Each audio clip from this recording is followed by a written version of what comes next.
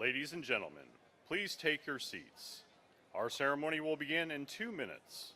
As a courtesy, please turn off all cell phones and electronic devices or place them on silent mode. Thank you.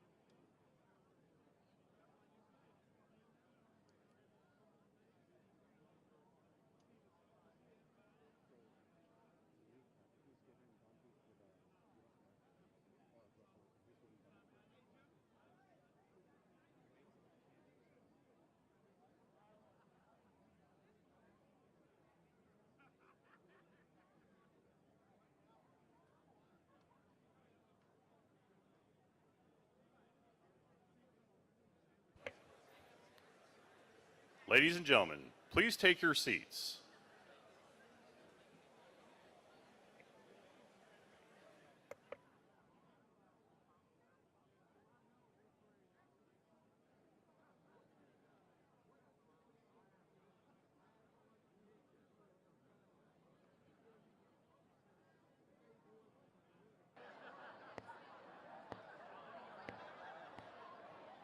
Test.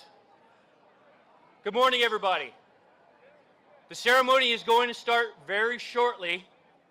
So what I need everybody to do is move out and find your seats and sit down, please. Before I go Sergeant Major mode.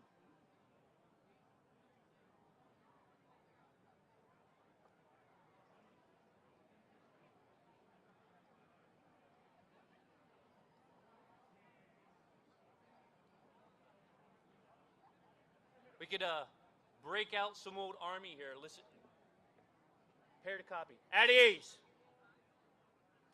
Old soldiers should know what that means. Take your seats. Thank you.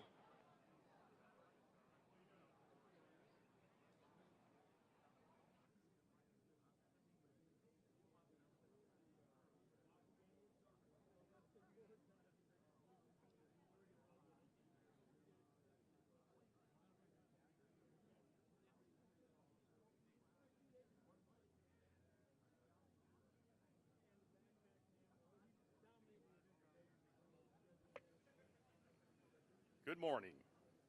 Ladies and gentlemen, on behalf of Lieutenant General Christopher T. Donahue, the Commanding General of the 18th Airborne Corps in Fort Bragg, and Command Sergeant Major T.J. Holland, the Command Sergeant Major of the 18th Airborne Corps in Fort Bragg, welcome to this historic redesignation ceremony. Today, we will officially redesignate Fort Bragg, North Carolina to Fort Liberty, North Carolina. At this time, we'd like to extend a sincere welcome to our distinguished visitors. Secretary Eddie M. Buffalo, Jr., North Carolina Department of Public Safety. Lieutenant General Retired Walter E. Gaskin, Secretary, North Carolina Department of Military and Veterans Affairs. Dr. Angie Mullenix, Director of Innovative Practices and Programs and State Military Liaison. Assistant Secretary Brendan Owens, Assistant Secretary of Defense for Energy, Installations, and Environment. Assistant Secretary Brian Pierce, Chief Deputy Secretary, North Carolina Department of Military and Veteran Affairs. Dr. Radha Plum, Deputy Undersecretary of Defense for Acquisition and Sustainment.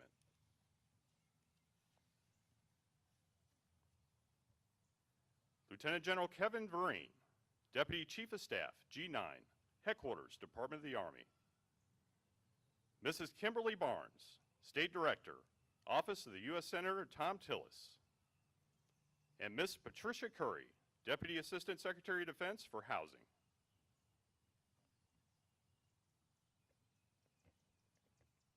Ladies and gentlemen, please stand for honors to Lieutenant General Donahue. Today's salute is being fired by Alpha Battery, 2nd Battalion, 319th Airborne Field Artillery Regiment, the Demons Battery, commanded by First Lieutenant Eric Jones and Sergeant First Class Brenton Moore. Please remain standing for honors to the nation and the invocation, which will be delivered by the 18th Airborne Corps Chaplain, Colonel Brian G. Coyne.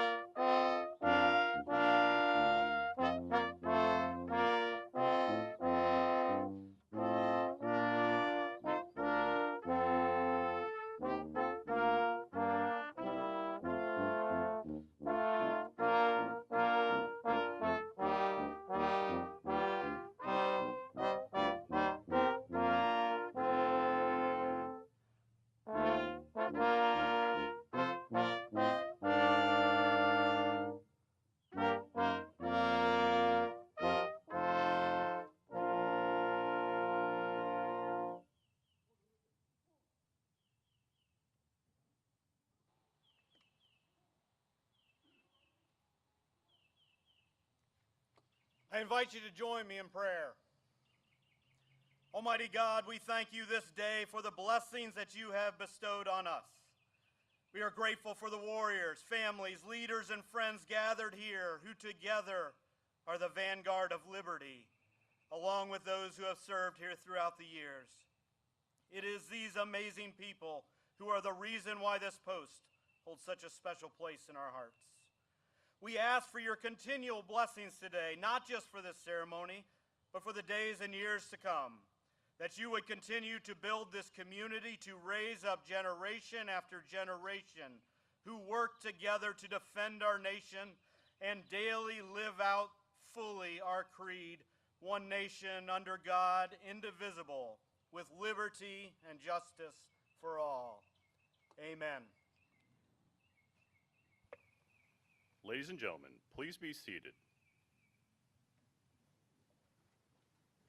At this time, Captain Matthew Echevarria from Alpha Battery, 2nd Battalion of the 319th Airborne Field Artillery Regiment is presenting Lieutenant General Donahue with the last canister fired from today's salute battery in honor of the veterans past, present, and future, to recognize the principle of liberty that all veterans strive towards and unites them in a common cause.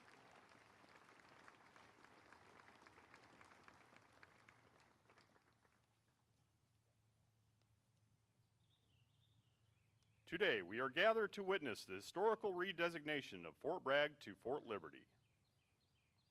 At this time, the host of today's ceremony, Lieutenant General Donahue, accompanied by Command Sergeant Major Holland, Colonel Wilcox, and Command Sergeant Major Seymour, will conduct the official casing of the Fort Bragg garrison colors for the last time and the uncasing of the Fort Liberty colors. The very heart of a unit is symbolized by the colors under which the troops serve. The colors stand as a silent reminder of the past glories and traditions, lend inspiration for present endeavors, and shine like a guiding beacon into the future. The essence of the casing and uncasing ceremony is an event marked by tradition, honor, respect, and sacrifice. Tradition holds that the colors lead the unit into battle, emphasized by the regulation containing instructions to color bearers, which states, when in action, resolve not to part with the colors, but with your life.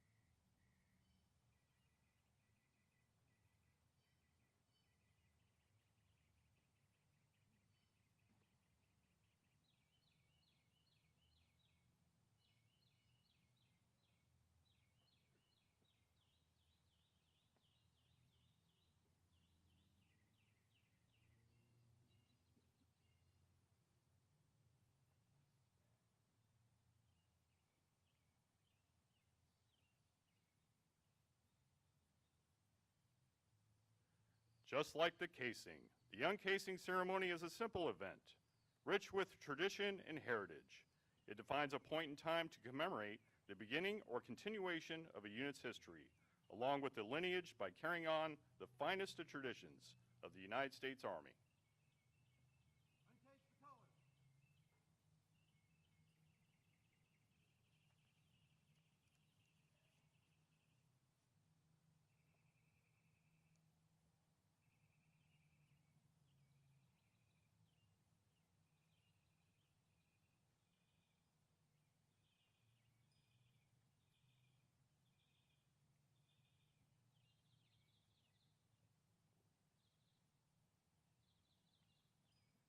Effective 2 June 2023, Fort Bragg Installation Code 37225 is redesignated as Fort Liberty in accordance with Section 370 of the William M. Mack Thornberry National Defense Authorization Act for fiscal year 2021.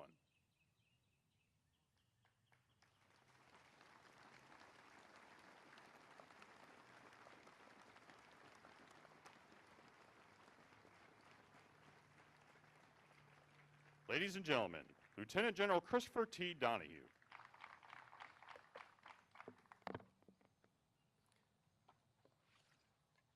Welcome to Fort Liberty, the center of the universe.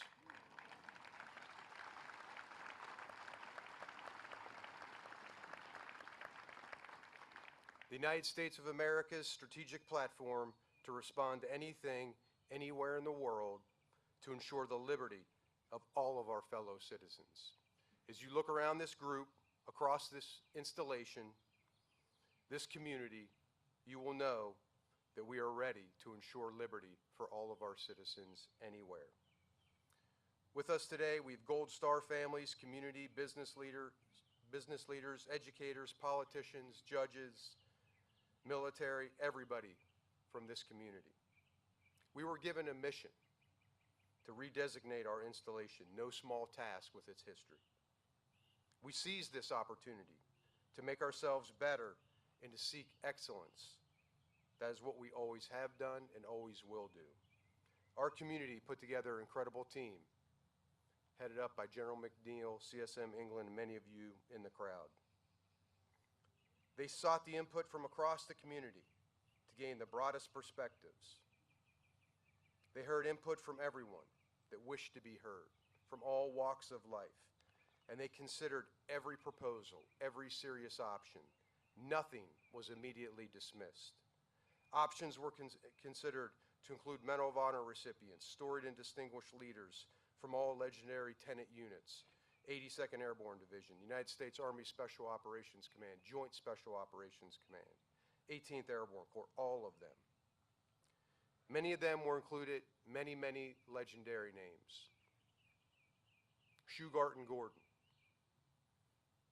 who several times requested to go in and save a fellow crew members. They knew they were going to their death, still went.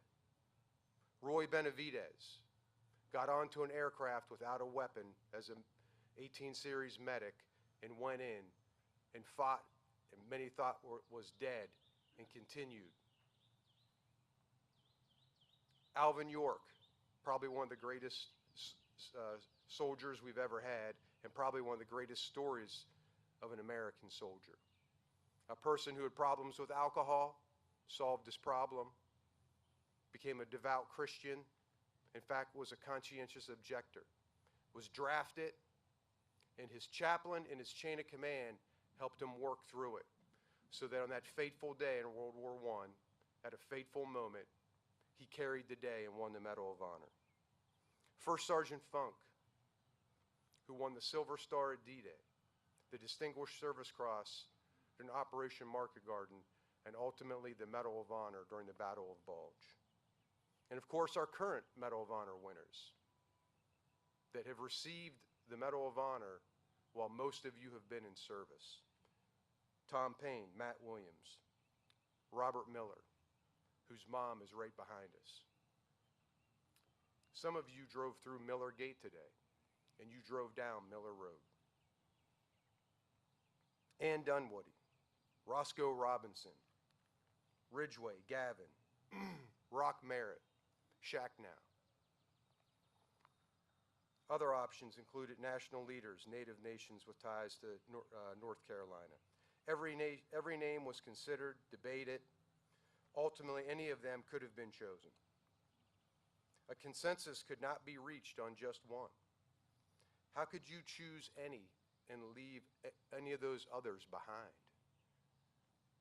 How could you actually leave behind those who will come? There was no right name. There were no names that could define what this post is all about. In the midst of all these debates, one of our Gold Star mothers, Miss Patty Elliott, who's sitting with us today,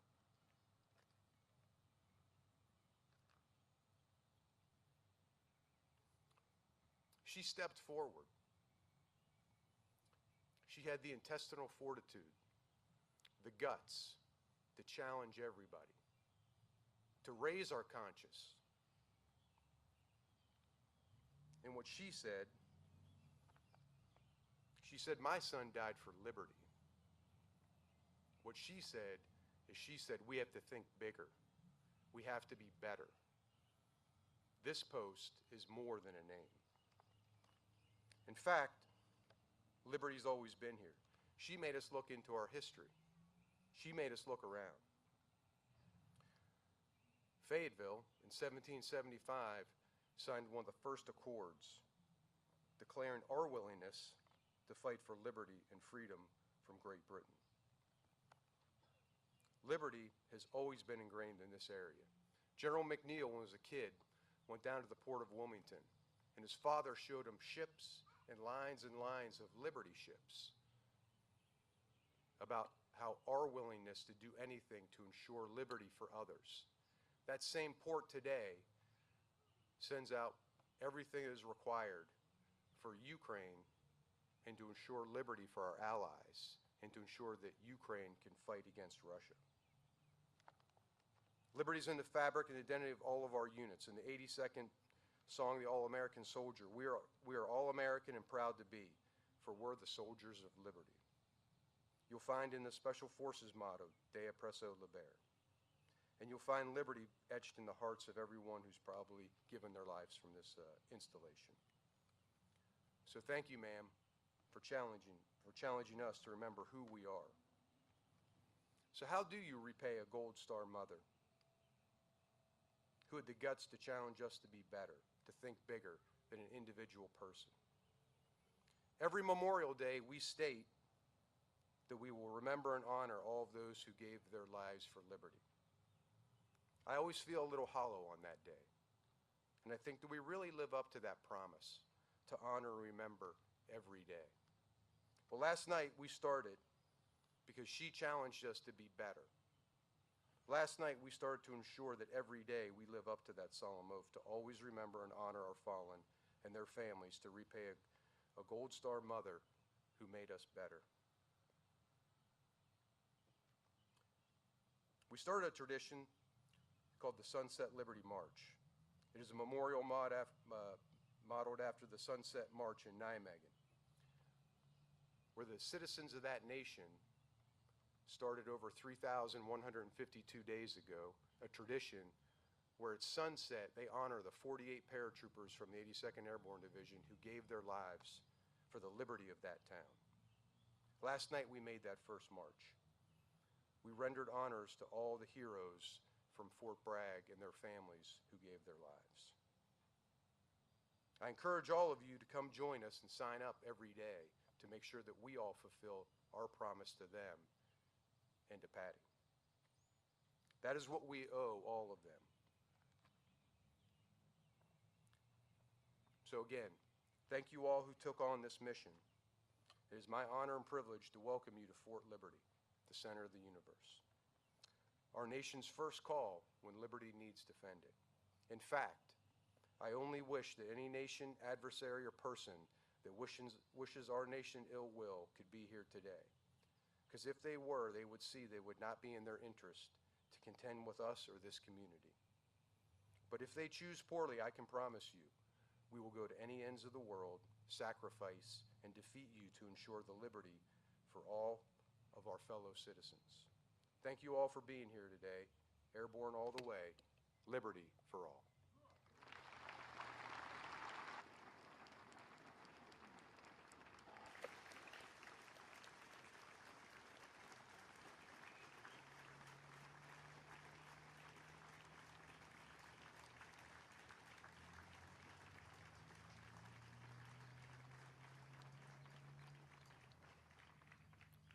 Ladies and gentlemen, please stand for the playing of the 18th Airborne Corps March and the Army Song.